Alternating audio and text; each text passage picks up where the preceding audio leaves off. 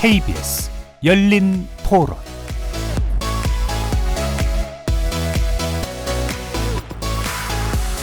안녕하십니까? KBS 열린 토론 배종찬입니다. 여러분들은 아빠 육아라는 말 들어보셨는지요?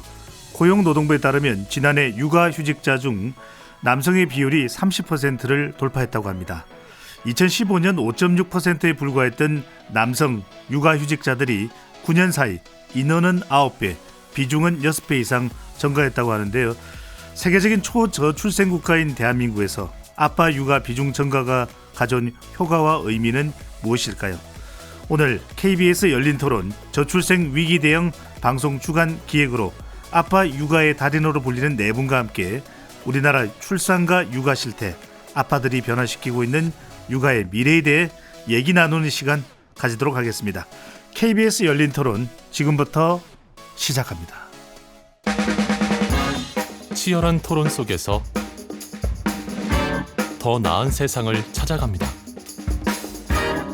올바른 세상을 만드는 첫걸음. 평일 저녁 7시 20분 KBS 열린 토론. 오늘 토론 함께해 주실 아빠 육아 전문가 네 분 소개합니다. 자칭 육아 랜스로 활동하고 계신 김기탁 아빠 육아 문화연구소장 자리하셨습니다. 네, 안녕하세요. 가치자랑 아빠 육아 문화연구소 김기탁 소장입니다. 아빠 육아 문화 인식 개선 활동가, 일가정 양립을 위한 아버지 교육 전문가로 활동하고 있습니다. 네. 남성 육아 네트워크인 경기도 아빠 하이 멘토로 활동하고 계신 김진환님 나오셨고요. 네, 안녕하세요. 아빠아이 멘토이자 IT 기업의 인사 담당자로 근무하고 있는 김진환입니다. 아빠의 육아의 좋은 예로 불리는 이탈리아 아빠죠. 방송인 알베르토 몬지님 자리하셨습니다. 네, 안녕하세요. 반갑습니다. 네, 알베르토입니다. 안녕하세요. 네, 전지적 아빠 육아 시점의 저자시죠. 홍윤표 서울 새솔초등학교 교사 나오셨습니다. 예, 안녕하세요. 서울 새솔초등학교에서 근무하고 있는 초등학교 교사 홍윤표입니다. 예, 네. 반갑습니다. 네 분 어서 오시고요.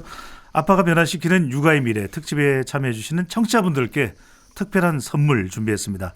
오늘 열린 토론에 육아 중 행복한 순간을 담은 사진 보내주시면 추첨을 통해 치킨과 피자 세트 쿠폰 드립니다. 많은 참여 부탁드리고요. 가족 사진, 아이 입학식, 첫 걸음마 떼는 그런 순간에 감동적인 사진 많이 보내주시면 좋겠습니다. 사진은 문자번호 샵 9730으로 보내주시면 되고요. 100원의 정보 이용료가 부과됩니다. 오늘은 아빠들이 중심이 된 육아 현실과 미래에 대해 이야기해 볼 텐데요. 시민분들은 아빠 육아 어떻게 생각하고 계신지 먼저 들어보고 오겠습니다.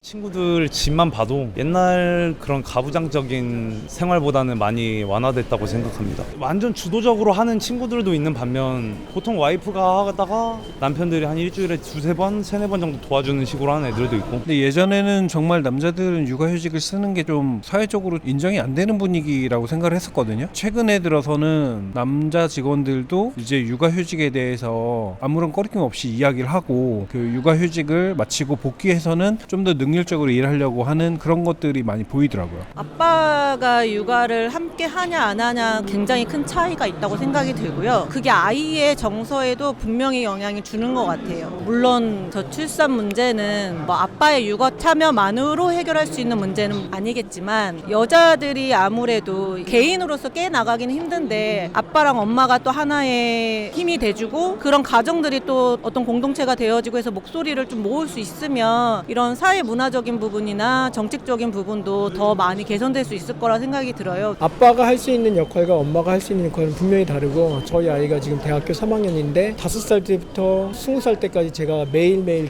운동을 같이 다녔거든요. 만약에 와이프 혼자 했었으면 더 힘들었겠죠. 아빠들이 집에 있는 시간이 과거보다 많아지고 하면서 저출산에 그래도 어쨌든 힘이 되기 때문에 아빠들의 육아휴직 이런 게 이제 시행된 지 얼마 안 됐잖아요. 그래서 아직은 좀 어떻다라고 얘기하기는 그렇지만 이제 한 10년 뒤로 봤을 때는 저출산이 좀 해결이 되지 않을까라는 생각이 들어요. 시민분들의 의견 어떻게 들으셨는지요? 오늘 나와주신 네 분 전문가분들이 모두 아빠 육아의 달인으로 불리는 분들인데 먼저 몇 명의 아이를 키우고 계신지 간단하게 좀 소개를 해주신다면 먼저 김기탁 소장님. 네, 김기탁입니다. 네. 저는 현재 또니, 채니, 션이 3남매를 아내와 함께 양육하고 있습니다. 새 아이군요. 네. 자, 김진환 멘토께서는요? 네. 저는 9살, 7살 두 딸아이를 지금 양육하고 있습니다. 네. 알베르토 씨는요? 네, 저는 아들 레오 만으로 8살이고 그리고 딸 아라 만으로 4살이에요. 두 아이네요. 예. 저는 네, 둘이에요. 두 아이의 아빠 알베르토 씨입니다. 네, 우리 홍 선생님은요? 예, 저는 이제 첫째가 6살 아들이고요.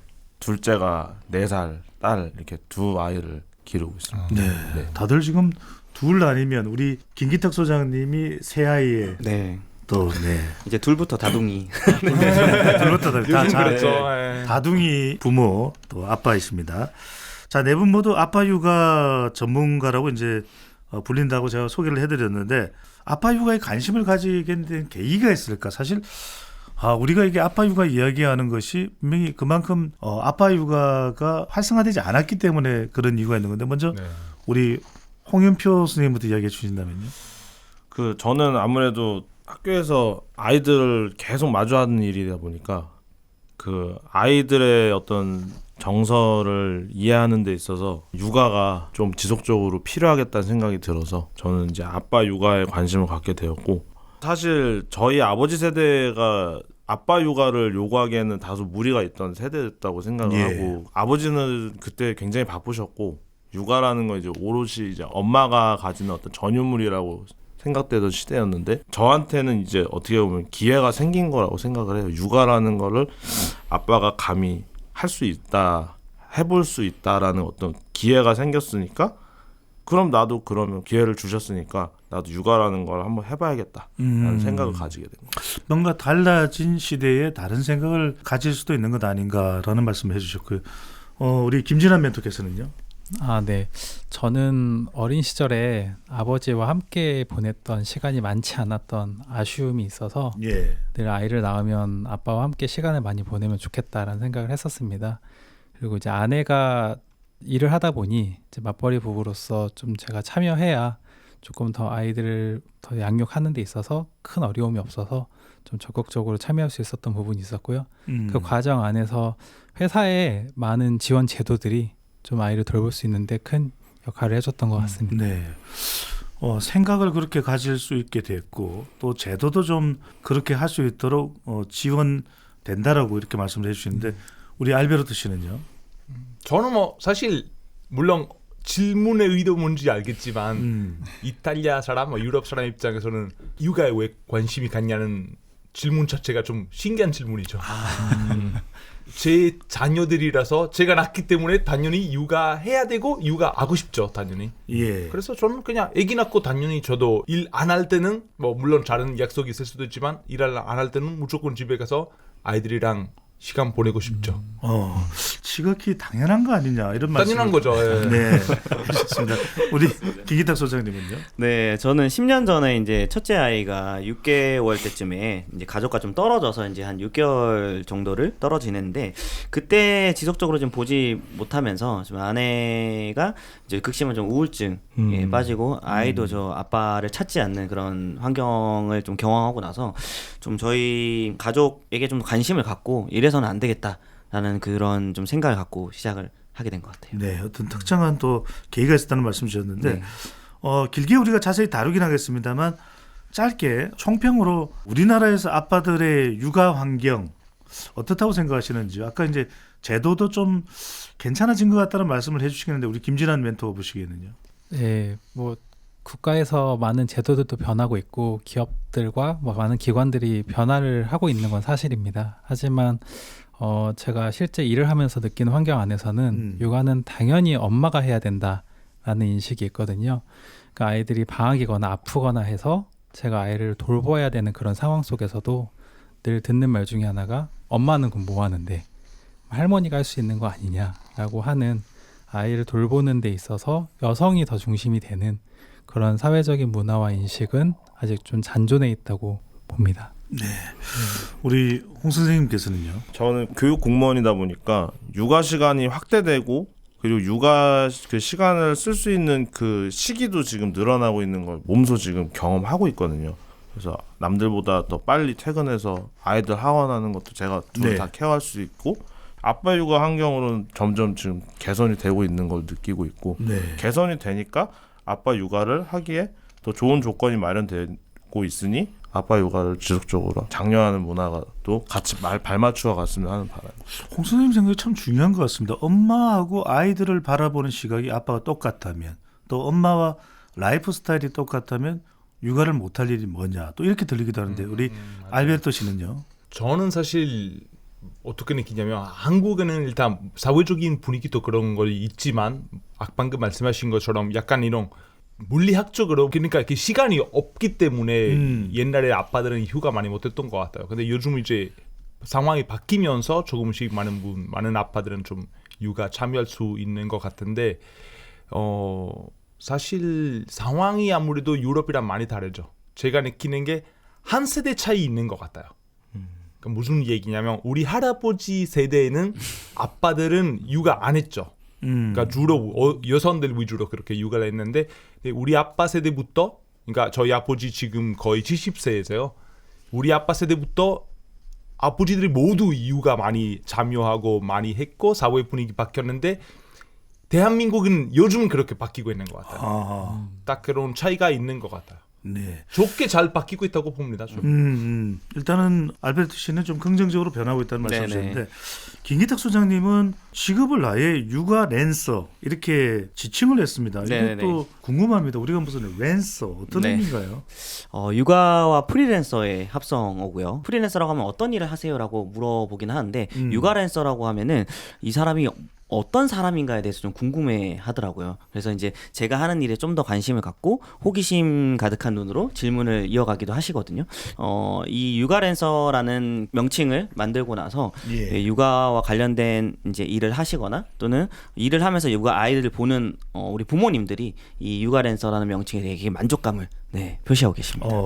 김재란 멘토 같은 경우에는 따로 일을 하고 계시면서도 이제 육아를 담당하고 계신 거잖아요. 자, 두 개를 뭐 병행하는 데 있어서 물론 이제 뭐 여성들도 그렇게 많이 합니다만 뭐 힘든 점은 없으세요? 힘들지 않다고 하면 거짓말인 것 같습니다. 사실 일도 해야 하고 육아도 해야 되는데 사실 어느 한쪽에 소홀해지지 않기 위해서 부단히 노력을 하고 있는데요. 이제 앞에서 말씀해 주셨지만 주변의 사람들이 다 시간이 없다고 합니다. 예, 그래서 뭐 집도 이제 회사 가까운 곳으로 이사를 하면서까지 이제 저 육아를 참여하고 있고요. 어떻게든 회사 퇴근을 빨리 하려고 점심시간에도 일을 하고 있고 또 이제 퇴근 시간 지키고 아이들하고 같이 시간을 보내고 난 다음에 아이들이 잠든 이후에도 업무를 하는 그렇게 하면서 일과 가정을 좀 양립하기 위해서 이제 좀 보이지 않게 부단히 노력하고 있습니다. 네, 육아나 또 일 이걸 뭐 여성이 됐든 뭐 남성이 됐든 여러 가지 일을 동시에 하는 건 뭐 쉬운 건 아니니까요. 홍 선생님 같은 경우에도 마찬가지실 것 같은데 어떻게 이 맞벌이 경우에 이렇게 역할을 서로 슬기롭게 좀 지혜롭게 잘 나누는지도 궁금합니다. 제가 사실 김진환 선생님이 인터뷰하신 내용을 본 적이 있고 거기서 굉장히 공감을 했던 단어가 육아는 팀플레이다. 그게 굉장히 공감을 많이 했어요. 사실 엄마랑 아빠가 일과 육아를 약간 이렇게 이율 배반적으로 구분짓는 게 아니라 상황이나 조건이 그 변화가 굉장하거든요. 그래서 거기에 맞춰서 그 육아를 누가 어느 부분에 집중하느냐 분배하는 그 스킬인데 또 축구로 치면 2대1 패스 같아요. 2대1 패스가 약속된 플레이이긴 하지만 상황에 맞춰서 뭐 공을 위로도 보내고 아래로도 빨리 보내고 이런 그 순간의 기지가 필요한데 가령 아이들을 하원시키면 제가 저녁밥을 차리고 와이프가 아이들 가방 정리하고 씻기는 건 약속된 거예요. 근데 이제 그 상황에서 누구가 아프거나 누가 배변 활동에 실수를 했다면 거기서 이제 또 누가 더 그 상황을 슬기롭게 대처할 수 있는지의 기지는 그거는 이제 상황에 맞게 처리해야 되는 거고 이 상황에서 제일 중요한 건 아이들이 당황하지 않게 차분하게 슬기롭게 그 상황을 해결해 나가면 엄마랑 아빠가 아까 말씀하셨던 팀플레이 이게 자연스럽게 형성이 된다고. 네, 팀플레이라는 말씀이 참 중요한 것 같아요. 그러니까 우리가 양적으로 나는 5시간 육아했는데 넌 뭐 2시간도 안 해? 뭐 이렇게 싸울 일 또는 그렇잖아요. 네. 저는 사실 너무 좋은 말씀이신 것 같아요. 제가 부모님한테 이런 얘기 많이 들어서 저도 와이프랑 이런 얘기 많이 해요. 와, 우리 대단한 팀이다. 좋은 팀이다. 뭐 가끔 하이파이브도 하면서 팀이 좋은데 이런 얘기 많이 하는 거예요. 맞는 것 같아요. 사실 따지기 시작하면 끝이 없어요. 네. 팀은 어차피 서로 도와주는 거니까. 아니 그러니까 따지지 않는다. 서로 또 상호 좀 이제 존중하고 이해하는 것도 필요할 텐데 그런 측면에서 알베르토 씨가 보기에는 우리나라의 아빠 육아에 대한 참여나 관심, 태어나신 이탈리아나 또 다른 유럽 국가나 뭐 이렇게 경험해본 국가들과 비교해 볼 때는 어떤 것 같아요? 근데 그런 거 있는 것 같아요. 인간이 사실 보고 배우잖아요. 우리는 부모님한테 보고 배워요. 우리 어렸을 때 우리 아버지는 우리랑 시간 안 보내고 거의 엄마 밑에서만 그렇게 자랐으면 나도 애기 날 때는 나 애기랑 어떻게 놀아야 좋아하는지 모르고 그리고 어차피 나도 엄마가 키워줬기 때문에 우리 와이프가 아이들 키우겠지라고 생각하는 거예요. 그래서 사실 이제 뭐 대한민국 남자들은 육아 못한다 그런 거 절대 그렇지 않고 전 세대 보고 배웠기 때문에 근데 요즘 많이 바뀌고 있잖아요. 예. 여기 계신 분들도 육아 너무 잘하시고 많이 하시고 당연히 해야 된다고 생각하는 거예요. 그러면 이제 여기 있으시는 그런 자녀분들을 나중에 커서 결혼하고 그러면 당연히 나도 육아해야 된다. 그런 되게 단순한 과정이라고 생각하는 거예요. 저 같은 경우는 사실 우리 아빠가 저희 남동생 둘인데 아빠랑 보냈던 시간이 굉장히 많았고 뭐 아까 이때도 말씀드릴 건데 아버지 정말 육아를 위해서 희생 많이 하셨고 그러다 보니까 저도 당연히 이제 해야 된다고 생각하는 거죠. 좋은 경험이 이어지는 일종의 선순환 구조. 그것도 참 필요하고 또 시간이 걸릴 수는 있겠지만 필요하다는 생각이 드는데 제가 또 궁금한 것은 또 우리 청취자분들이 궁금하신 건 세 분들이 이제 둘 이상 다둥이 아빠입니다. 이렇게 다자녀를 원하셨을까 처음부터 궁금한데 우리 김기덕 선생님은 세 자녀의 아빠예요. 네. 원하셨습니까? 저희는 사실 결혼하기 전부터 저희는 결혼하면은 아이를 셋을 갖자라는 약속을 했었어요. 그런데 첫째를 낳고 나서 저희가 아내가 극심한 우울증이 왔었다 했잖아요. 그 이후로는 아이를 안 낳겠다라고 얘기를 했는데 제가 그 육아에 이제 참여하고 함께 해 나가면서부터 지금 현재 아이가 셋이 되었습니다. 아니 근데 김진환 멘토한테 궁금한 게 사실은 뭐 남자만 원한다고 되는 게 아니잖아요. 네. 아내가 동의해줘야 되는 거잖아요. 네. 그건 또 아내가 나 하나 더 키울게 이런 생각이 들어야 되는데 어떠셨어요? 저는 그 측면에서는 되게 좀 좋았던 것 같아요. 오히려 아내가 더 많이 낳자라고 하고 제가 좀 현실적인 고민을 하고 있었거든요.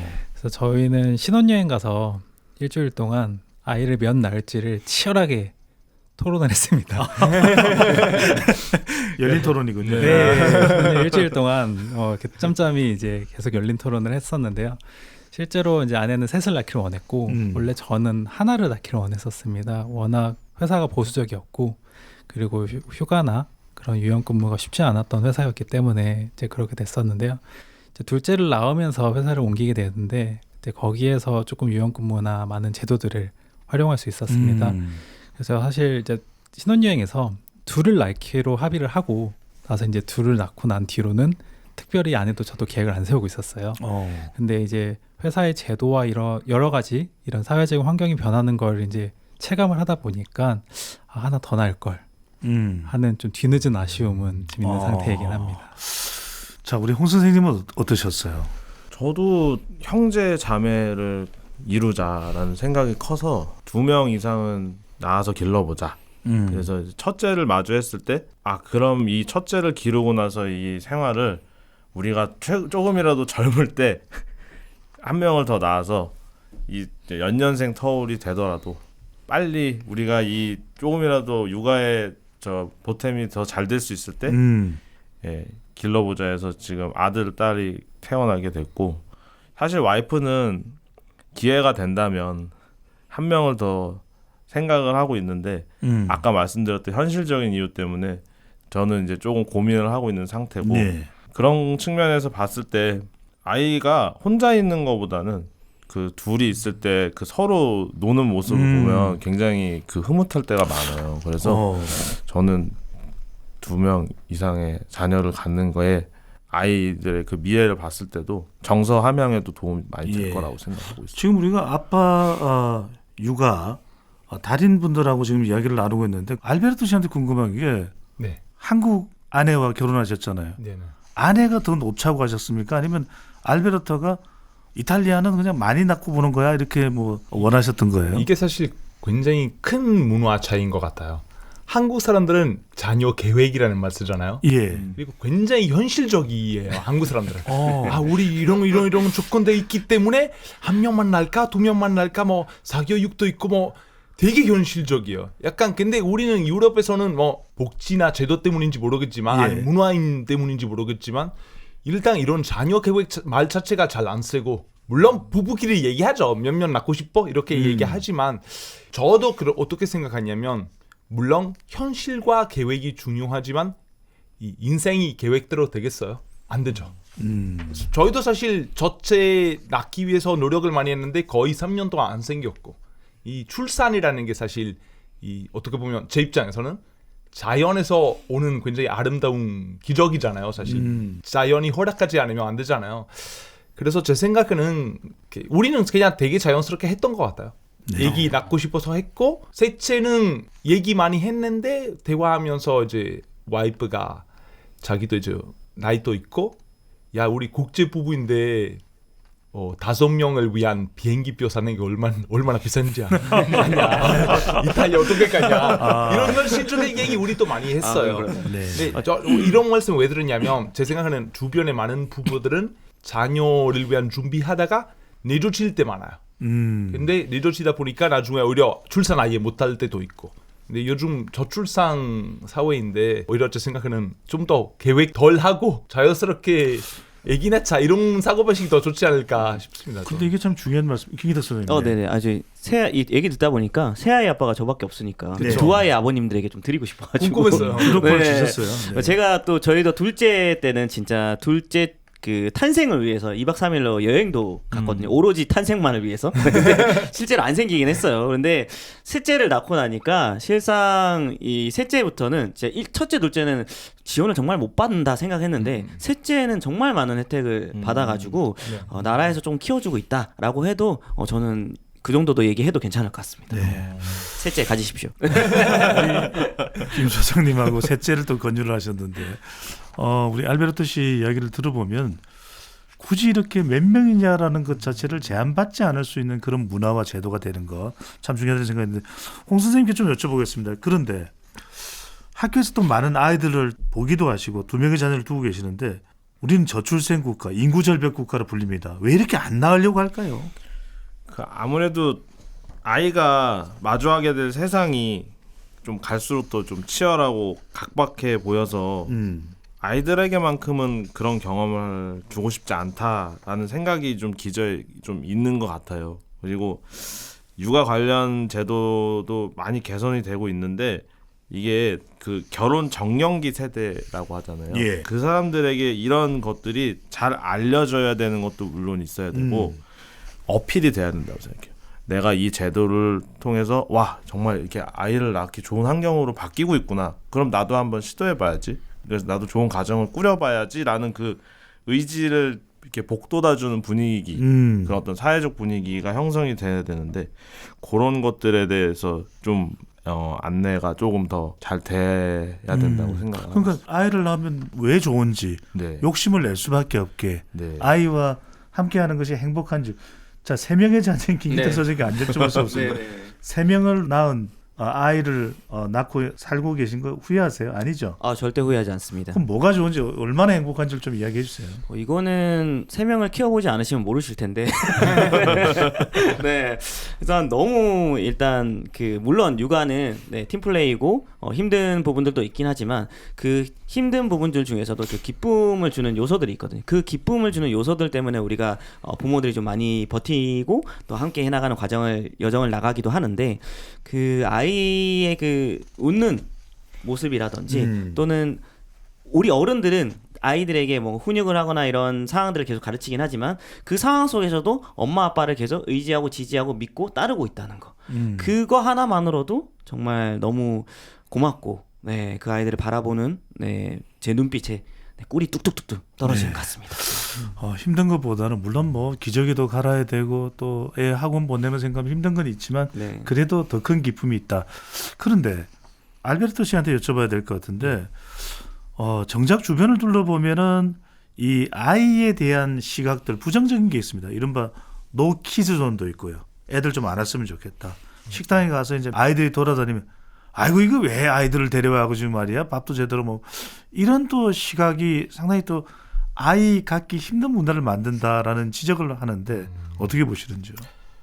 뭐 일단 제 생각에는 사실 노키즈 존 있어서 그거 보고 아이를 낳지 말아야 되겠다 그런 거 아니죠. 솔직히 뭐 노키즈 존이라는 게 결론 이제 업주 입장에서 어떻게 보면 아이들이 없는 좀 더 조용한 환경을 만들고 싶어서 생긴 것 같은데 어차피 사실 노키즈 존 안 만들어도 부모님들은 센스 있게 알아요.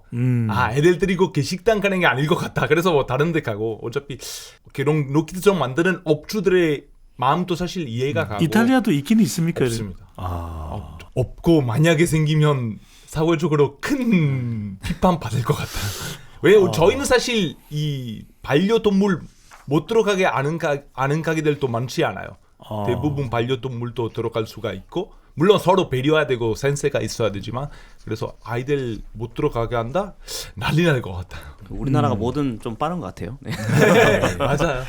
아니, 김진환 멘토는 어떻게 보세요? 이 경기도 아빠 하이라는 이 또 이제 조직을 이끌고 있는데 그러니까 이렇게 좀 뭐 유모차 끌고 가기에 힘든 어떤 사회적인 여건, 인프라 이런 게 자꾸만 우리가 왜 애를 낳아야 돼? 뭐 이런 생각 가지게 만들 수도 있는 것이거든요. 실제로 저도 비슷한 생각인데요. 그걸로 인해서 아이를 낳지 않는 건 아닌 것 같아요. 아이를 낳으면서 오히려 저 또한 불편함을 느꼈던 부분들이 있었거든요. 유모차 끌고 가면서 뭐 하다못해 보도블럭이 좀 불편하다거나 또는 왜 이렇게 자전거 도로는 넓은데 인도는 왜 이렇게 좁지? 뭐 이런 것들을 오히려 아이를 낳고 나서 많이 느끼게 됐고요. 저도 이제 앞에 노키즈 존 말씀해 주셨는데 저는 노키즈 존 처음에 생길 때 되게 좀 화가 많이 났었어요. 실제 아이랑 같이 좋은 공간에 가서 즐기고 싶은데 못 들어오게 하니까. 그러니까 저는 되는데 아이는 못 들어가는 거죠. 그래서 아이랑 같이 가려고 했는데 근데 이제 지인 중에 펜션을 운영하시는 또 지인이 계시는데 한 2년 전에 노키즈 존으로 바꾸신 거예요. 그래서 우연치 않게 인터뷰를 하다 보니까 솔직히 아이들이 펜션에서 기물을 좀 파손을 할 수도 있고 애들이 다칠 수 있는데 오히려 부모들이 아이들에게 뭔가 잘못한 부분에 대해서 지적하기보다는 펜션 업주에게 뭐라고 한답니다. 예, 그래서 뭔가 부모님들이 너무 우리 아이에 대해서만 또 감싸고 또 그게 이제 다른 호실에 있는 분들에게 피해도 가고 그러기 때문에 좀 그래서 노키즈존을 운영하신다고도 하더라고요. 그래서 한편으로 좀 다른 시각으로 보게 됐어요. 노키즈존이 과연 사회가 만드는 것인가 부모가 만드는 것인가 라고 하는 그런 생각도 한번 해본 적이 있었습니다. 예, 그것도 참 중요한 것 같고요. 또 추가로 조금 말씀 네, 김 소장님. 앞서 말씀을 너무 잘해주셔가지고 기존에 우리 아이들은 죄가 없다라는 그런 말이 있잖아요. 그래서 대신 모방을 좀 잘 합니다, 아이들은. 그래서 그게 좀 잘못된 모방이라면 그것을 좀 타이를 수 있는 어른들이 필요한데 예전에는 좀 이웃들이나 부모들이 좀 그런 부분들을 많이 해줬었는데 현대 사회에서는 그런 부분들이 많이 미약합니다. 그러다 보니까 그렇지 못한 환경에서 이런 아이들의 행동을 보게 된 사람들은 그런 시선으로 바라보고 그 시선을 또 생각하게 될 수밖에 없겠죠. 그래서 조금 인성이 좀 바르게 자랄 수 있도록 그 아이를 좀 아이답게 바라보면서 따뜻한 어른들의 마음의 눈이 좀 필요하다고 저는 생각을 합니다. 예. 또 하나가 이제 이 경쟁 문화, 결과적으로 이제 뭐 사교육 이야기를 안 할 수는 없을 텐데 실제로 또 학교에 지금 교사로 일을 하고 계시잖아요, 홍수님께서는. 이 사교육 문화, 누구는 이제 우리나라의 이 저출생 문제의 원인을 지나친 경쟁과 사교육 때문에 아이를 낳아도 뭐 행복하겠어? 학원에서 시간만 보낼 텐데 이런 또 이유를 묻는 경우들도 많이 있거든요. 어떻게 보시는지요? 요새 그 도치맘 콘텐츠라고 해서 그 굉장히 유행하고 있잖아요. 그게 이제 실제로 대한민국에서 일어나고 있는 어떤 사교육 현실이고 대치동맘을 다룬 네 맞습니다. 말씀드리죠. 한 이슈. 네, 굉장히 이슈 어린 엄마들도 많이 보셨더라고요. 그래서 그게 이제 요즘뿐만이 아니고 여기 대한민국 사회에서 수십 년 동안 계속 이어져 오고 있는 어떻게 보면 전통인데 선생님들도 이제 자녀들 사교육을 많이 이제 이렇게 하시면서 그러면서 이제 얘기를 나눴던 게 아이가 결국 사교육을 원하는 순간이 생긴다고 하더라고요. 그러면 이제 아이가 어떤 부분에서 내가 더 공부를 하고 싶은지 어떤 학원을 다니고 싶은지를 얘기를 해서 아이가 뜻하는 방향으로 이제 가는 방향으로 사교육을 이제 시키면 괜찮은데 경쟁을 조장하고 그 부모님의 어떤 그 불안한 심리를 이용해서 사교육이 이렇게 좀 옳지 못한 방향으로 활성화가 된다고 하면 이거는 부작용이 훨씬 더 많을 수밖에 없고. 바로 알베르토 씨에게 여쭤봐야 되겠네요. 사교육 때문에 난 애 못 낳을 것 같아요. 낳기 싫어요. 이런 생각 어떻게 보시는지. 제 생각은 경쟁 때문에 애기 못 낳을 것 같다 이런 생각이라는 것보다 우리 한 달에 버는 돈이 이건데 애기 나면 사교육 비용 이 정도 들어갈 건데 어떻게 할 거냐. 교육 안 시킬 수도 없고 이 약간 경제적인 고민 되시는 분들이 많을 것 같아요. 아무래도 특히 서울에 살고 뭐 그러면 실제로 사교육 때문에 비용이 많이 들잖아요. 사실. 예. 이런 거 문제인 것 같고 그러니까 경쟁보다 약간 비용 가장 큰 고민일 것 같아요. 사교육이 참 유럽 사람 입장에서 보기에는 신기한 거죠. 근데 어떻게 보면 아시아 거의 많은 나라에 있잖아요. 뭐 전통적으로 중국, 일본, 한국 그리고 뭐 베트남 등등 그러니까 유교문화 있었던 나라에서는 그런 있는 현상이잖아요. 유럽은 많이 달라요. 경제적인 이유. 김진환 멘토는 지금 첫째 아이가 학교에 갈 나이가 됐습니까? 네, 지금 초등학교 이번에 2학년 올라. 뭐 사교육이나 이런 경쟁 또 그게 들어가는 비용 부담 어떻게 생각을 하시는지요? 사교육을 그렇게 많이 시키고 있지 않은 상황이긴 합니다. 일단 저학년이기도 하고 조금 저희 이제 부부가 아이 저학년일 때는 교육보다는 좀 체력을 좀 비축할 수 있는 운동을 좀 많이 시키자라고 이제 얘기를 나눠서 그렇게 이제 진행을 하고 있는데요. 말씀해주신 것처럼 사교육 진행하는 데 있어서 가장 큰 고민은 비용입니다. 비용인데 아이를 낳지 않으려고 하는 이유랑도 조금 일맥상통할 수 있는데요. 대부분 두 사람이 버는 소득에 부동산과 관련된 비용이 이미 있습니다. 예, 그리고 생활비가 있고 거기에 이제 아이들이 이제 들어간 사교육비가 있고 하다 해서 그런 이제 사유로 인해서 사실 육아휴직을 못 들어가게 되는 이유가 되기도 하거든요. 또는 육아휴직에 조기 복귀해야 되는 이유가 되기도 해서 오히려 좀 경제적인 그런 어려움이 있고 또 말씀해 주신 것처럼 아이가 하고 싶다라고 하는데 그걸 또 안 해줄 수 없는 그런 현실적인 어려움도 같이 병행이 되고 있다라고 생각이 합니다. 네.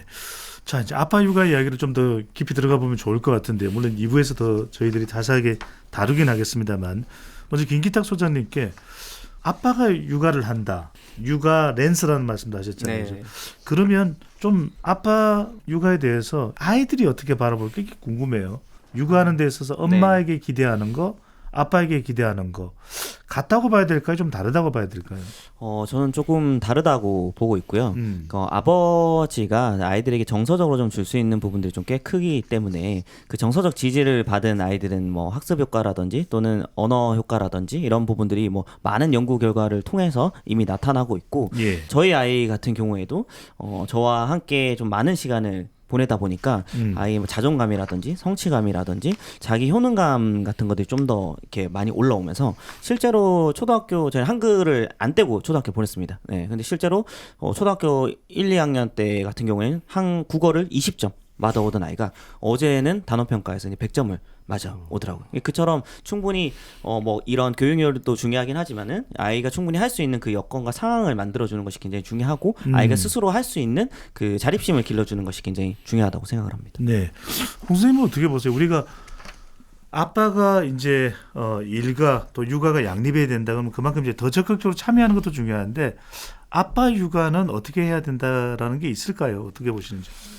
궁극적인 목표는 엄마를 편하게 해줘야 돼요. 아빠 육아가 엄마랑 함께 하면서 엄마가 몸도 편해야 되고 마음도 편해야 되는 게 이제 궁극적인 핵심적인 목표고 그렇게 하려면 그 같이 내가 무언가를 하고 있다는 느낌을 와이프가 받게끔 해주는 게 제일 중요한 것 같아요. 그 공감대 형성이라고 하죠. 그러니까 일은 나눌 수 있어요.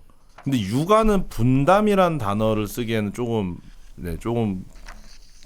그런 것 같아요. 그래서 사실 육아라는 게 사람을 대하는 거잖아요. 그래서 그 나만 생각하던 거에서 순전히 이제 너를 위해서 나를 덜어내는 과정이기 때문에 그 과정 속에서 느끼는 희로애락은 이전과는 완전 차원이 다르고 그래서 아빠 육아가 가져야 될 궁극적인 목표는 엄마를 편하게 해주는 것. 그게 제일 우선적으로 기본에 깔려 있어요. 알베르토 씨는 어떻게 보세요? 워낙 이제 여자가 이른바 육아 독박을 하다 보니까 엄마한테만 육아가 너무 몰렸어요. 그걸 이제 아빠가 상당 부분 나눈다는 의미는 있는데 뭔가 엄마의 역할, 엄마 육아, 또 아빠 육아 달라야 된다고 보세요? 아니면 성격은 똑같은데 그냥 시간적으로나 양적으로 뭐 나누는 정도면 된다고 보시는지요? 일단 저는 전문가 아니지만 제가 어떻게 생각하냐면 일반화하기가 좀 어려울 것 같다고 봐요. 엄마들은 다 다르고 아빠들도 다 달라요. 직장 있는 엄마도 있고 없는 엄마도 있고 육아하는 거 좋아하는 엄마도 있고 싫어하는 엄마도 있고 마찬가지로 시간 많은 아빠도 있고 시간 없는 아빠도 있고 등등등 일반화하기가 너무 어렵기 때문에 정하기가 좀 어렵다고 보고 저는 뭐라고 생각하냐면 결론 이제 우리 자녀를 사랑하잖아요. 제일 사랑하는 게 자녀잖아요, 아마. 그러면 사랑이 뭘까요? 사랑은 본인이 가지고 있는 가장 귀한 것을 남한테 주는 거잖아요. 우리 가지고 있는 가장 귀한 것 시간이에요. 그러니까 우리의 시간을 자녀들한테 주는 거예요. 그게 뭐냐면 결론 희생이에요. 제가 친구들이랑 한잔하고 싶지만 결론 이제 자녀 사랑하기 때문에 그 시간을 먼저 우선적으로 자녀한테 주고 운동을 하고 싶지만 운동을 못 하거나 일찍 가거나 그 시간을 자녀한테 주는 거예요. 그러니까 육아는 본인의 시간을 이제 자녀들한테 주는 거예요. 그게 뭐냐면 엄마 입장에서 좀 더 여유 있으면 요리하거나 뭐 이거 집안일 하거나 아빠 입장에서 시간 있을 때마다 그 자녀들한테 투자하는 거죠. 이거 말씀하신 것처럼 이제 자기야 네가 애기 보고 내가 밥 할게 아니면 네가 밥하는 동안 내가 아이들 시킬게. 그러니까 팀플레이잖아요. 저는 그래서 이 각자 알아서 자기 스타일대로 하면 될 거라고 생각하고 어차피 완벽한 부모 없어요. 맞아. 오직 해야 되는 게 본인의 시간을 이제 가족한테 투자해야 된다는 거죠. 네, 김 소장님요? 네, 말씀하신 것처럼 이 팀플레이도 굉장히 좀 중요하고 우리 가족 간의 역할이라든지 이런 부분들이 물론 환경에 따라서 다 다를 수는 있지만 아까도 말씀해 주셨지만 좀 아내를 좀 편안하게 해주는 것 자체가 일단 아빠의 마음도 편하거든요. 그 자체가 편하면은 일단 마음과 시간적 여유와 이런 부분들이 마음이 편하면은 육아는 조금 더 편해질 수 있습니다. 예를 들어 아침에 등원을 시켜야 될 때도 여유롭게 준비하는 것과 시간을 촉박하게 준비하는 것은 내 마음이 불안정하기 때문에 오히려 아이한테 화를 낼 수 있는 그런 상황까지 벌어질 수 있거든요. 근데 여유롭게 준비하고 여유로운 시간을 아이의 시간에 맞춰서 준비하다 보면은 훨씬 더 여유롭게 아이와 함께 양육을 할 수 있는 환경이 만들어지고 있습니다. 너무 기계적으로 생각하기보다는 이런 것 마저도 서로 간에 부부 간에 서로 소통하면서 어떻게 할까 저떻게 할까 의논하다 보면 자연스럽지 않을까. 그렇죠. 또 좀 더 원만하지 않을까 이런 생각을 해봅니다. 제가 혹시 뭐 하나 재밌는 거 하나 말씀드릴까요? 짧게 말씀해 주시면. 네. 올 겨울에 제가 털모자를 쓰고 아이랑 디스코 팡팡을 타러 간 적이 있었는데 그 디스코 팡팡에서는 말씀을 하시는 분이 계시잖아요. 그분이 이제 저를 보더니 아이랑 같이 엄마랑 같이 오셨네 이렇게 얘기하더라고요. 털모자 쓰고 이렇게 있으니까 이미부터 평일이니까 이미 엄마라고 생각을 한 것 같더라고요. 이런 좀 사례도 있었던 것 같습니다. 아예 이제 구분이 안 되는. 네. 깨알도 내가 잘하고 있다 이렇게 또 자랑도 해주셨습니다. 잠시 참여 안내 듣고 2부로 돌아오겠습니다.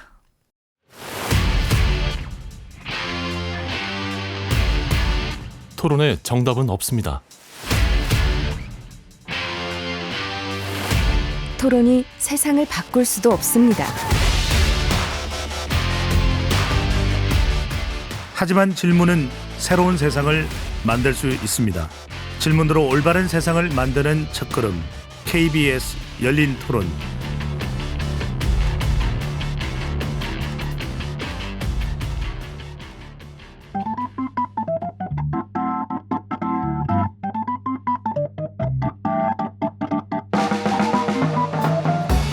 세상을 바꾸는 질문 열린 토론이 시작합니다. KBS 열린 토론은 언제나 열려 있습니다. 단문 50원, 장문 100원의 유료 문자 샵 9730 그리고 KBS 어플리케이션 콩으로 여러분의 의견을 남겨주세요. KBS 열린 토론 저출생 위기 대응 방송 주간 기획 아빠가 변화시키는 육아의 미래에 대해 이야기 나누고 있습니다. 스튜디오에 김진환 경기도 아빠하이 멘토, 방송인 알페르토 몬디님, 홍윤표 서울 새솔초등학교 교사, 김기탁 아빠 육아문화연구소장 네 분과 함께하고 있습니다. 아빠가 변화시키는 육아의 미래 특집에 참여해 주시는 청취자분들께 특별한 선물 준비했습니다. 오늘 열린 토론에 육아 중 행복했던 순간을 담은 사진을 보내주시면 추첨을 통해 치킨과 피자 세트 쿠폰 보내드립니다. 많은 참여 부탁드립니다. 사진은 문자번호 샵 9730으로 보내주시면 되고요. 100원의 정보 이용료가 부과됩니다. 자, 이 김진아 멘토께 좀 여쭤보고 싶은데 네. 우리가 이제 표현이 참 더 중요한 것 같아요. 말 한마디에 천냥빛을 갖기도 하고 또 말 한마디에 뺨을 맞기도 하는데 아빠가 애를 봐준다 이런 표현을 씁니다. 근데 이 표현에 대해서 아니 애는 남편과 또 아빠와 엄마가 같이 키우는 것이지 봐준다? 도와주는 것이다? 도우미 역할인가? 이런 부분에 대한 지적이 나오네요. 네. 사실 결혼을 하고 나서 저 또한 그런 표현을 썼던 기억이 있습니다. 그래서 뭐 집안일도 돕는다, 또는 아이도 돌본다, 뭐 이렇게 썼는데 함께 이제 사랑을 해서 낳은 결실인 아이를 두고 뭔가 봐준다라는 표현은 내가 하지 않아도 되는 일을 한다라는 느낌이더라고요. 그래서 다소 어색하게 이제 이렇게 저에게 다가왔었습니다. 근데 그거를 인지하기 전까지는 사실 저도 잘 몰랐던 것 같아요. 예. 그래서 물론 엄마가 육아에 더 영향력이 클 수 있지만 아이의 부모라면 엄마도 아빠도 아이를 함께 돌보아야 한다라는 그런 인식의 변화가 필요합니다. 김기태 소장님은요? 네.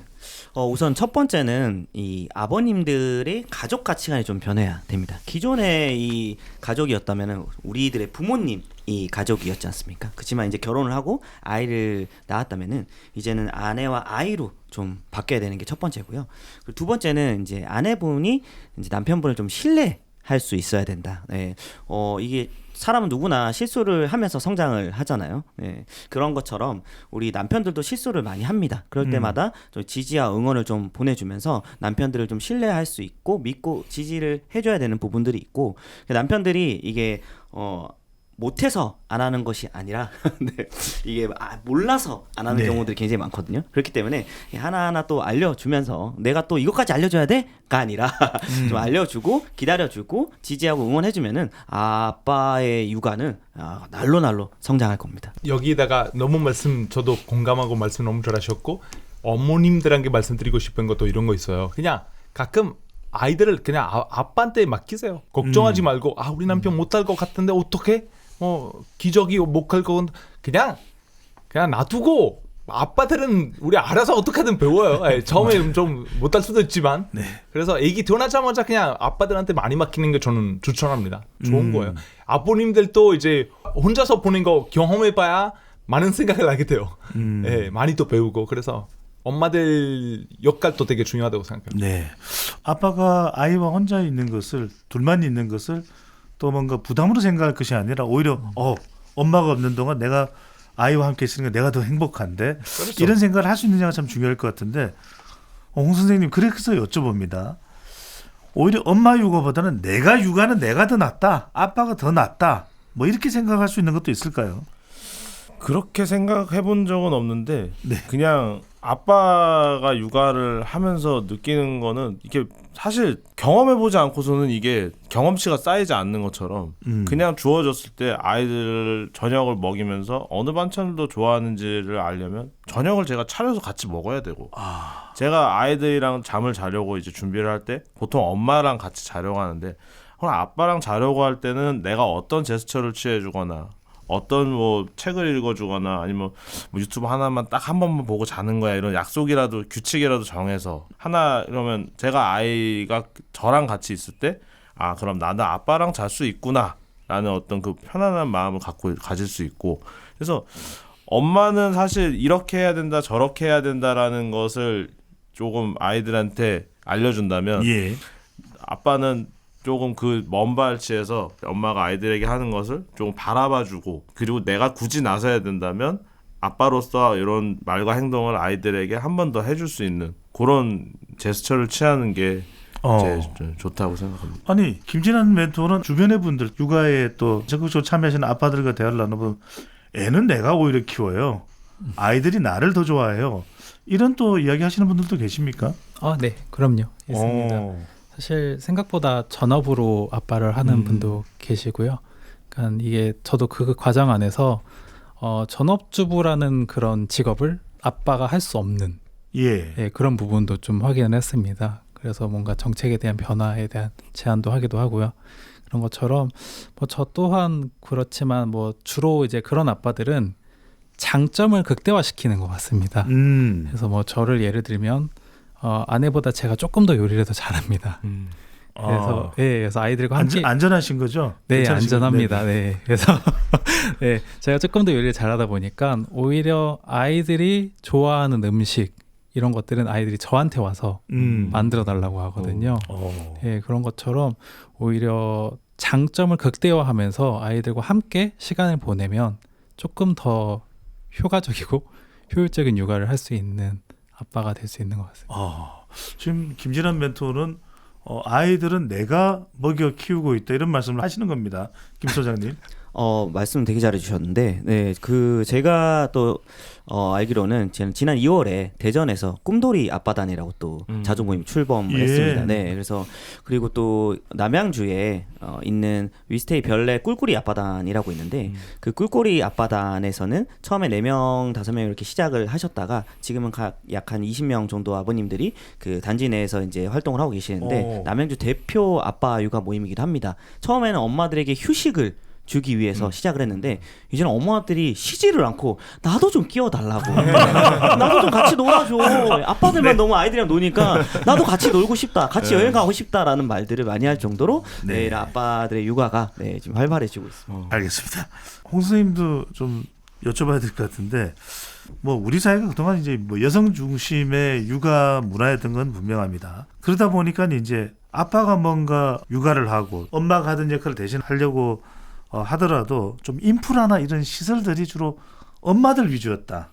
아이를 키우는데 뭐 가령 기저귀를 갈 수 있는 그런 뭐 장소나 환경도 그럴 수 있는데 그런 점에 있어서의 불편한 점들 혹시 경험해 보셨는지요?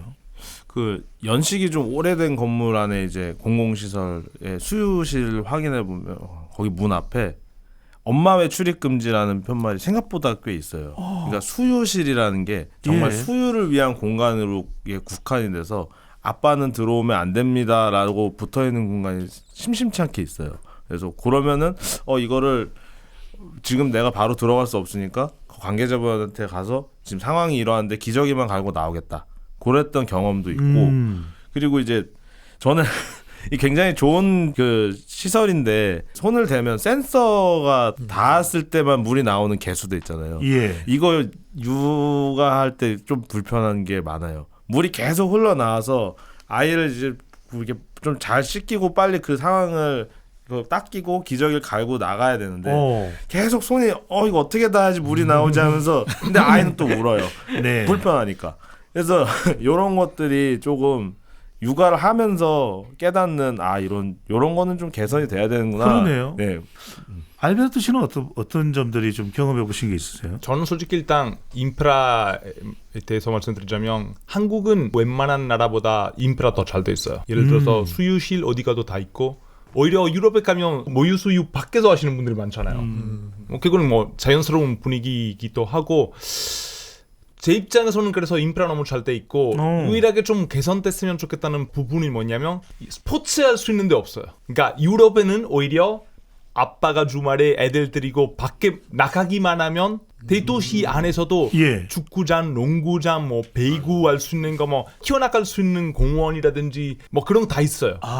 근데 서울에는 진짜 잘 없어요. 제가 아이랑 테니스 하려고 벽을 찾아봤는데 벽이 없어요. 공을 던질 수 있는 벽 자체가 없어요. 근데 이거 사실 물론 땅값 비싸서 그런 건데 근데 런던이나 파리, 밀라노도 땅값 비싸요. 그래서 좀 이 제육시설은 좀 누구나 예약 안 하고 좀 편안하게 쓸 수 있는 그런 제육시설이 있으면 좋겠어요. 이거 참 좋은 말씀입니다. 그러니까 뭐 주말 같은 경우에는 학교 운동장을 개방해서라도 좀 아이들과 아빠가 좀 더 이렇게 어울릴 수 있는 공간을 만드는 것도 좋은 아이디어가 될 수 있을 거고 두 분은 어떠세요? 먼저 김기탁 소장님은요? 우선 저는 또 약간의 경험담을 말씀드리면 셋째가 6개월 때쯤에 광화문에 아주 큰 빌딩에 들어갔습니다. 그런데 화장실에 기저귀를 갈러 들어갔는데 이제 기저귀 가릴 데도 없고 그래서 변기 위에 아이를 눕혀가지고 기저귀를 간 적이 있어요. 이 서지를 못할 때이기 때문에 앉지를 못할 때이기 때문에 그래서 이 그때 당시에 이제 그런 모습을 보면서 아 이런 큰 건물에도 기저귀 가릴 데가 없는데 이런 기본에 충실할 수 있는 아주 기본 단계부터 이 환경을 만들 수 있는 부분들이 좀 많이 필요한 것 같다. 그래서 아까 말씀하셨던 것처럼 뭐 가족 화장실이라든지 가족 탈의실이라든지 왜냐하면은 성별이 다를 수 있기 때문에 예. 네, 가족 탈의실이라든지 가족 우선 주차장이라든지 이런 부분들이 좀 더 계속적으로 확대되어야지 이 기본을 충실한다면 그 훨씬 더 좋은 문화로 네, 발전할 수 있다고 생각합니다. 아빠 육아 달인 분들을 모시고 이제 오늘 열린 토론 진행하고 있는데요. 이 부부간의 이 육아 관련해서 충돌하는 그런 문제들을 네 분도 경험해보고 또 이제 극복하는 그런 경험도 하셨을 텐데 먼저 이제 알베르토 씨한테 여쭤보면 네. 육아할 때 분명히 아내하고 충돌하는 경우 있을 거예요. 의견 충돌 없지는 않을 겁니다. 그럴 때 어떻게 좀 소통을 해서 극복을 하시든지 궁금해요. 그냥 대화할 수밖에 없는 거죠. 뭐. 저는 이렇게 생각하고 너는 어떻게 생각하냐. 같이 이제 좀 얘기해보고 얘기 나눠보면 결과 나올 것 같고 저는 말씀드린 것처럼 일단 어차피 완벽한 부모라는 게 없기도 하고 아이들은 완벽한 부모 필요 없어요. 그래서 자기 스타일들로 부부끼리 이제 팀플레이하면서 그렇게 하는 게 제일 좋을 것 같아요. 뭐 짧게 하나 말씀드리자면 예. 첫째가 이제 1살 되면서 모유 소유 안 하고 일반 우유 마시기 시작했잖아요. 저는 얘기했죠. 일반 우유 주려면 무조건 끓여서 줘야 된다고. 끓여서. 네, 끓여서. 근데 와이프는 아예 아니야. 다 살균된 건데 그냥 주면 된다. 그래서 제가 이탈리아 말로 검색을 했죠. 아니야, 봐봐. 무조건 끓여가지고 줘야 된다. 근데 와이프가 한국말로 검색을 했는데 안 끓이고 그냥 줘도 된다. 그러니까 나라마다 다르기 때문에 네. 우유 살균하는 방법도 다 다르고 정답이 없다는 거죠. 사실 같이 대화하면서 다 해결이 되는 거죠. 예. 홍 선생님은 어떠세요? 이렇게 좀 서로 소통하는 걸로 풀어지나요? 아니면 뭔가 좀 다른 장치가 필요할까요? 왜냐하면 부부 사이에 다툼을 할 때 아이들 때문에 싸운다는 이야기 참 많이 하거든요. 그렇죠. 그러니까 내 뜻대로 되지 않는 게 일단 육아이기 때문에 그리고 또 와이프가 생각하는 건 다르고 제가 생각하는 게 달라서 대화하고 소통하면서 해결할 수밖에 없어요.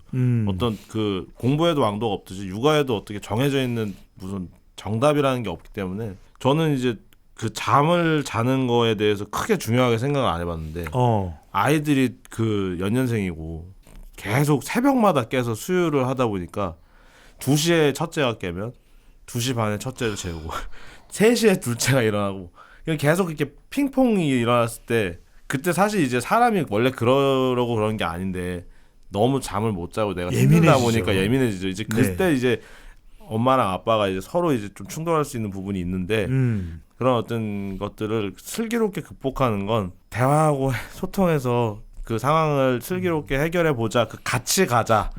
팀플레이 하자. 이런 거가 제일 부모들한테 부부들한테 필요한 마인드라고 생각을 하고. 근데 홍 선생님 말씀을 이제 설명으로는 이해가 되는데 김진환 멘토께 여쭤볼 수밖에 없는 게 네. 사실 그게 말로만 해서 쉽게 이렇게 해결될 수 있는 부분은 아니거든요. 그쵸. 부부들 간에 아이들 육아 문제로 서로 다투다 보면 정말 어떨 때는 아이는 뒷전이고 서로 싸우는데 막 정신이 없어질 수도 있습니다. 그게 이제 사실은 육아의 또 다른 진통을 낳기도 하는데 그런 걸 풀어나갈 수 있는 꿀팁이 있을까요? 그 늘 변수와의 싸움이었던 것 같아요. 네, 그래서 그 변수가 생기면 그걸 해결하는 과정 안에서 생각이 다르고 그래서 그걸로 다툼이 생기게 되는 그런 부분인데요. 저희는 회사에서 주간 업무 회의라는 걸 하잖아요. 예. 그런 것처럼 결국엔 팀플레이를 잘하기 위해서 일주일에 한 번씩 전략 회의를 합니다. 네, 그래서 저희가 주로 이제 주말에 많이 하는 편인데요. 예. 이번 주 다가오는 주에 아이들 스케줄을 쭉쭉쭉 본 다음에 그 다음에 빈 시간을 보고 그 빈 시간을 어떻게 엄마 아빠가 이제 스위칭해가지고 들어갈 수 있을지 이런 것들에 대한 회의를 합니다. 그래서 그 회의를 통해서 경우의 수를 만들고 그 변수에 따라서 어떻게 행동을 할지를 하면서 실제적으로 팀 전술을 짜는 거죠. 네, 아이들 중심으로.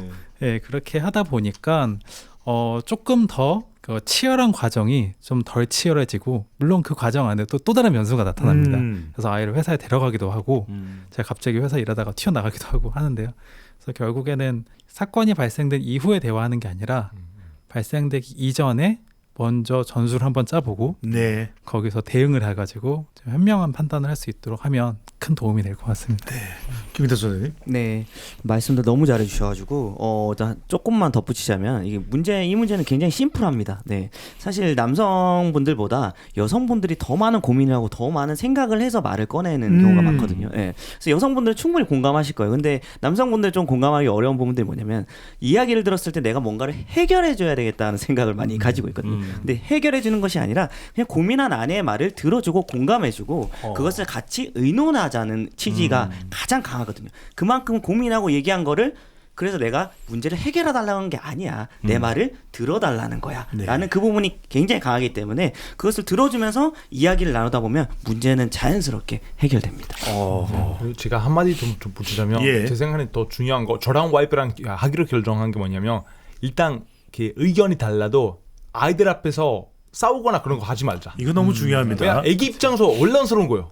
엄마 말 맞아? 아빠 말 맞아? 모르는 거예요. 그래서 일단 걔 앞에서 나 마음에 안 들어도 일단 와이프 하라는 대로 하고 아니면 와이프가 제 말 하라는 대로 하고 애들 재우고 나서 둘만 이렇게 좀 풀고 그렇게 하는 게 훨씬 저도 치맥. 좋다고 생각합니다. 네. 정말 그게 아이들의 교육을 위해서도 바람직하다는 생각을 하게 되는데 그래서 김 소장님께 여쭤봅니다. 참 제도도 중요하지 않겠습니까? 네. 인식이 이제 우선이어야 할 테고요. 아빠들의 육아 참여를 위해서는 아까 이제 김진환 멘토도 이야기했는데 제도도 중요합니다. 바로 이제 그것이 이제 육아 휴직인데 지난해 우리나라의 육아 휴직자가 역대 최고치를 기록을 했다고 합니다. 남성들의 육아 휴직 비율이 늘어나고 있다고 하는데 실제 주변에서 보기는 어떻습니까? 이런 제도를 잘 활용하고 있는지 아니면 제도만 등거런이 있는 건 아닌지 궁금합니다. 네.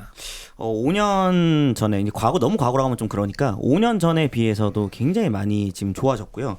2024년 남성 육아휴직자 수가 41,829명으로 육아휴직 급여 수급자의 31.6%를 차지할 정도로 30%를 넘어섰거든요. 4만 명을 넘어선 거는 최초고요. 예. 그래서 이 육아 지원 3법이 개정되면서 실제로도 육아 이제 급여가 250만 원까지 올라가다 보니까 150만 원일 때는 생각하지 않았던 아버님들이 250만 원이 된다고 말 나오자마자 육아휴직을 생각하고 바로 실천에 옮긴 아버님들이 주위에 많이 나타나고 있습니다. 실제로도 저희 보건복지부 백인의 앞바단이라는 커뮤니티에서도 지금 아버님들이 많이 육아휴직과 관련된 부분들을 많이 활용하고 있고 특히나 고용센터라든지 또는 이런 고용노동부 쪽으로도 문의가 굉장히 많이 폭주하고 있습니다. 네, 김 선생님 보시기에 이렇게 활발하게 사용되고 있는데 혹여 사용하지 못하는 분들이 있다면 그런 가장 큰 이유는 뭘까요? 아무래도 이제 기업의 또 조직 문화라든지 눈치를 보는 사회들도 있고 특히나 특수 업무라든지 특수직이라든지 이런 분들 같은 경우에 대체 인력 고용이 굉장히 어렵기 때문에 좀 사용하지 못하는 부분들이 있어요. 실제로 군인 같은 게 헬기 조종사 같은 경우에 아예 거의 사용하지 못하는 경우도 있고, 네. 그래서 홀로 육아를 전담해야 되고 첫째 이상부터는 낳지 않겠다고 선언하는 분들도 굉장히 많이 있습니다. 그래서 네. 그러한 대체 인력 제도라는 부분들이 조금 더 확대되고 원활해지면서 이런 부분들도 육아휴직을 혹 못 쓰더라도 좀 대체 인력 지원에 대한 부분들을 기업들에게도 혜택을 줄 수 있는 부분들을 활용하면서 기업이 오히려 적극적으로 이런 부분을 지원할 수 있는 방향으로 좀 나아져야 된다고 생각합니다. 사각지대가 없어지는 게 중요할 텐데 홍 선생님은 교육 공무원의 경우에는 또는 교육직의 경우에는 이런 육아휴직을 잘 활용할 수 있을 것 같은데 장점이라면 어떤 장점이 있을까요? 남성 육아휴직의 장점을 이야기한다면 저는 또 아이들을 계속 보는 입장이잖아요. 그리고 그 아이들이 자라서 이제 좀 발전해 나가는 모습도 보고 그래서 육아휴직을 남자 선생님들이 만약에 쓰신다고 했을 때 권장하는 이유는 그 아이들에 대한 그 어떤 사고가 조금 달라져요. 그러니까 늘 자라던 아이들이 아니라 말썽을 피우는 아이들도 있을 거 아니에요. 근데 그 아이들도 집에서는 부모님이 너무 사랑하는 우리 아들 딸이잖아요. 그전에는 그런 생각을 못하고 살았다가 아이들을 키우면서 학교에서 아이들을 마주하니까 너도 그럴 수 있겠구나라는 생각이 그 사고가 완전히 전환이 되는 거예요. 그게 이제 저는 이제 또 계속 아이들 가르쳐야 되는 거에서 굉장한 이제 큰 이제 이슈로 다가왔고 남자 선생님들이 육아휴직을 사용하는 것은 굉장히 저는 바람직하고 전반적으로 그런 문화가 확산됐으면 하는 바람이에요. 이게 육아휴직이라는 것이 나도 동참을 한다라는 의미도 상당히 또 중요하다는 생각이 들기도 한데 유럽의 경우는 어떨까요? 알베르토 씨가 보기에는 뭐 이탈리아도 있고 유럽 전반 사정도 잘 아실 것 같은데 아주 일반적인가요? 유럽은 이 남성들의 육아휴직이요? 정책이나 제도 나라마다 다 다르고 사실 근데 저희 사회적인 분위기 한국이랑 많이 다르죠. 아무래도 아빠도 육아휴직 내고 나서 회사 복귀하는 데는 큰 문제 없어요. 뭐 자리 없어지거나 뭐 책상 없어진다 그런 말 절대 없고 아무래도 그 눈치 문화 자체가 없기 때문에 그리고 어차피 내 상사도 아이 있을 수도 있고 내 후배나 뭐 부하 직원이 아이 있을 수도 있으니까 그렇죠. 서로 그런 봐주는 거 그런 문화 좀 잘 돼 있는 것 같아요. 그래서 저희는 이 제도 자체가 이탈리아 같은 경우는 엄마와 아빠 아기 출산하기 2달 전부터 그리고 아기 만 3살 될 때까지 앞서서 12개월 쓸 수가 있어요. 어떻게 사용할지 그 부부한테 결정 맡겨 있어요. 엄마 12개월 쓸 수도 있고 뭐 등등 이런 것도 있고 그리고 우리는 아기 1살 될 때까지 이 모유 수유를 위해서 엄마가 하루 2시간 쉴 수가 있어요. 회사에서. 그러니까 원래 8시간 근무면 6시간만 하면 되는 거고 엄마는 사용을 안 하면 아빠가 그 시간을 사용할 수 있어요. 그래서 이제 그것도 부부한테 맡겨 있어요. 상황에 따라서 이런 부분도 있고 그리고 이 이탈리아 같은 경우는 아이가 3살 될 때까지 만으로 만 3살 될 때까지 아기 아플 때마다 부모님이 쉴 수 있어요. 그리고 그 이후에 18살 될 때까지 1년에 5일까지 이렇게 이제 아기 아플 때 그렇게 돌봐줄 수 있는 그런 것도 있고 이거 이탈리아 제도인데 사실 그렇게 잘 돼 있지 않아요. 프랑스나 북유럽이나 독일 훨씬 더 잘 돼 있는 걸로 그렇게 알고 있고 근데 무엇보다 제도도 중요하지만 그러니까 사회적인 분위기 제일 중요하죠 솔직히. 네. 특히 소기업이나 조그만 회사는 그냥 편안하게 산사한테 우리 아이 오늘 이런 일이 있는데 나 갔다 올게 이렇게 알겠습니다. 하면 되는 거잖아요. 근데 지금 알베르토 씨 이야기 중요한 거는 그 제도의 초점이 아이에게 맞춰져 있다는 거네요. 그러니까 누가 이 육아휴직으로 자리를 비워도 주변의 상사나 또는 동료들이 이해를 해서 그래 중요한 육아인데 휴직인데 우리가 또 옆에서 이렇게 일을 좀 빈손을 채워야지 그런 생각이 참 중요하다는 생각이 드는데 김진환 멘토께 여쭤볼 것이 정부가 2030년까지 남성 육아휴직 비율을 70%로 끌어올리겠다는 이제 목표를 제시했습니다. 실제로 이게 이 출산율을 높이는데 인구 절벽을 극복하는데 상당히 도움이 될까요? 되겠죠? 네, 도움이 될 거라는 생각이 듭니다. 개인적으로 특히 아이 하나를 낳고 하나를 더 낳으려는 분들한테는 진짜 많은 도움이 될 것 같고요. 왜냐하면 아이를 물리적으로 돌봐야 하는 굉장히 어린 시기 그리고 초등학교 입학 시기 이런 시기가 예측이 안 됩니다. 그래서 저희 아내도 육아휴직을 이제 쓰는 데 있어서 초등학교 들어갈 것까지 감안해 가지고 쓰는 그런 추세였는데 실제로 육아휴직 기간이 늘어나면서 조금 더 아이를 부모가 직접 돌볼 수 있게 되었고 또 남성 육아휴직자가 늘어나면서 엄마와 아빠가 함께 육아휴직을 활용할 수 있는 그런 부분들이 있는데요. 실제로 저희 같이 근무하던 동료분 중에 한 분이 엄마 육아휴직 이후에 아빠가 이어서 육아휴직을 들어가서 부모가 아이를 함께 이제 육아휴직을 활용해서 돌보는 그런 부분들을 보았을 때 맞벌이 부부가 많은 대한민국 사회 안에서 출산율을 높이는데 도움을 줄 수 있다고 생각합니다. 근데 김기태 소장님 참 좋습니다. 이거는 뭐 바람직한 것이고 실제로 또 더 육아휴직을 남성 육아휴직을 하는 것이야말로 다 양립할 수 있는 이 육아로서도 정말 그 취지에 맞는 것인데 좀 부족한 건 없을까, 김기태 소장님? 그러니까 직군별로도 대기업들은 상당히 가능할 텐데 뭐 특수고용직이나 또는 업종별로 아까 뭐 헬기 조종사의 예를 말씀해 주셨습니다만 이런 건 어떻게 보완할 수 있을까요?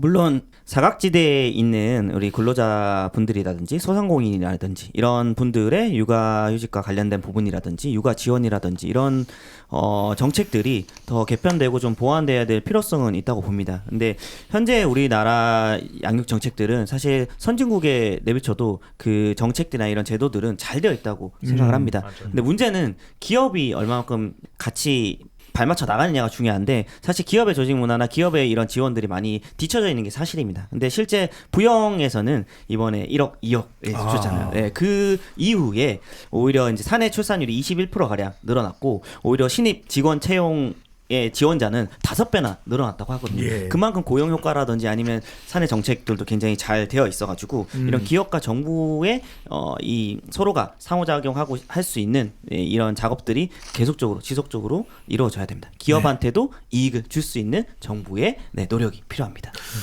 KBS 열린 토론 오늘 저출산 시대 남성들의 육아휴직 또 아빠 육아가 어떤 도움을 또 기여를 할 수 있는지에 대한 이야기를 하고 있는데 끝으로 네 분께 이 질문을 좀 드려봐야 될 것 같습니다. 이 아빠 육아의 달인 네 분을 모셨는데 뭐 어려움도 많겠죠. 그럼에도 불구하고 아빠 육아를 권장하고 또 추천하는 이유가 뭔지 짧게 한 말씀 듣고 오늘 방송을 마무리하려고 합니다. 먼저 알베르토 씨부터요.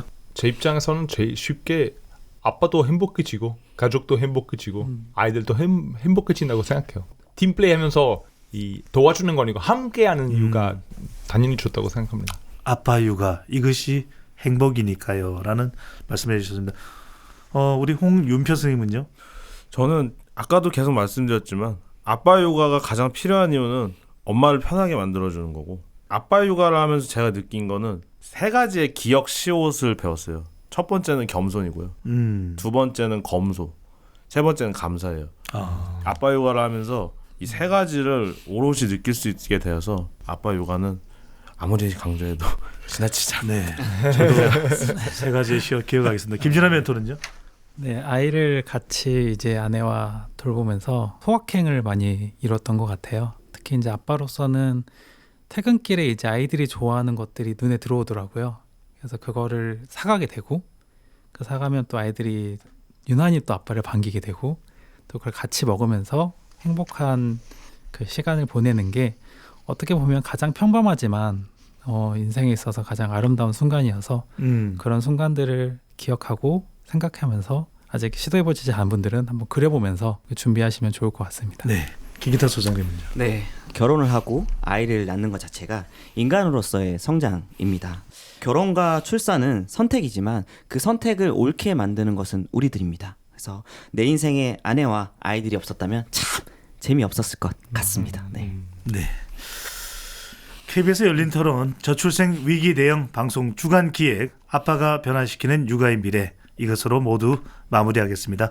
네 분 토론 고맙습니다. 감사합니다. 오늘 치킨과 피자 세트 쿠폰 당첨자 명단은 KBS 열린 토론 홈페이지에 오늘의 토론 주제 게시판에서 확인하실 수 있습니다. 지금까지 KBS 열린 토론 배종찬이었습니다.